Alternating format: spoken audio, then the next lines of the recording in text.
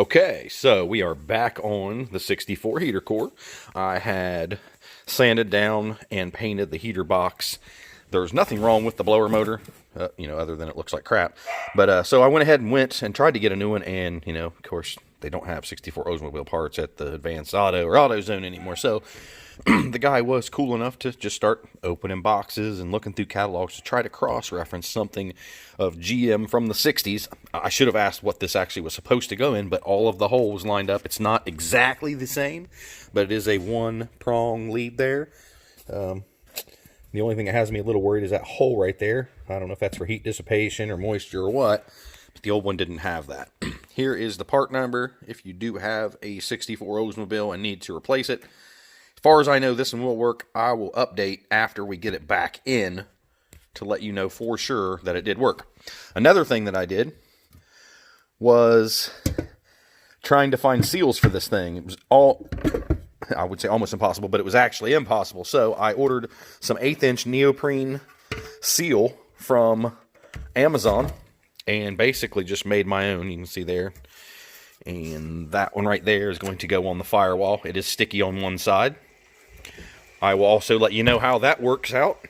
The heater on this thing really wasn't that great to begin with. I don't know if maybe there was lines that were off, or maybe vacuum lines or what, or maybe even the heater core was just plain clogged. I mean, it did warm up, but it never really felt like it was blowing heat, even though you could hear the motor. So I'm very curious to see how this all ends up. Okay, we wiggled the heater core back into place. I did also put my seal on the inside. I guess I should have showed you guys that. That was even more difficult than probably anything, but I made a rubber gasket that has sticky on one side that's all the way around the inside. Got the clips back on there. Those are kind of difficult too. I have to use the bottom hole over here to actually get my nut driver through to put the two 5/16 bolts back on the left hand side. Seems like I got me a helper. What you doing? What you doing in there, Zoe? So now all we got to do is get the box back on. I have to switch out the fan still, and you can see how far over and inside there's, I've seen several people say you don't have to do this, but there is no way that you're accessing that bolt right there with the fender with the inner fender in. It's not possible. I pulled off the old fan, cleaned it up a little bit and painted it, and I've got to put this on the new motor and get the new motor mounted. I should have went ahead and sprayed my screws too. I'll do that next. We'll get that fan mounted in there, get this box back on, and start putting the hoses back. The box is back in and bolted all back in. Switched my hoses back around. Got them on there. I should replace those hoses, but I haven't yet. That's something I can do with this back together.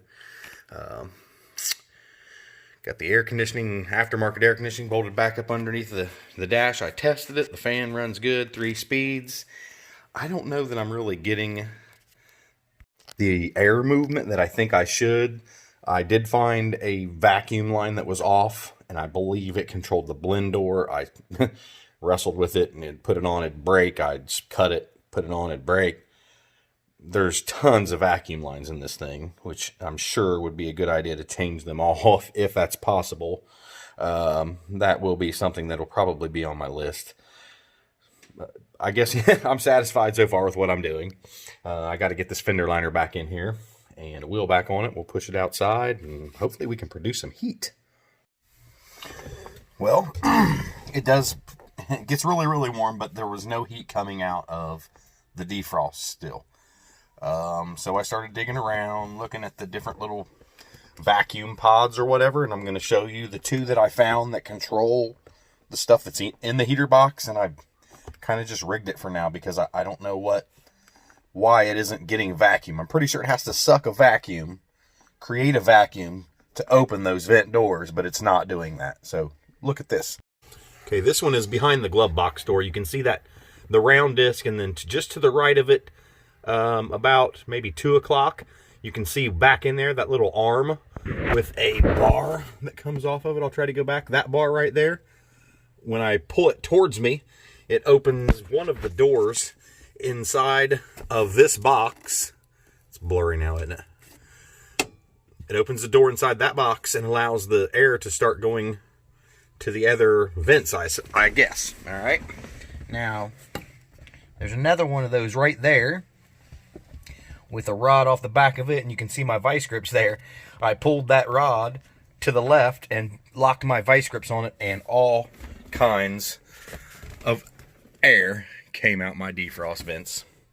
So at least now it is rigged, but I do have defrost. We went for a ride for about an hour. Windows didn't fog up at all. Before it would be super warm in here, but the windows like a mist. You couldn't hardly see out at all. So got that dealt with. I probably am going to take this thing to a show next weekend, assuming that my radiator doesn't blow by then. It's always something. And I noticed I got to deal with some bag issues too.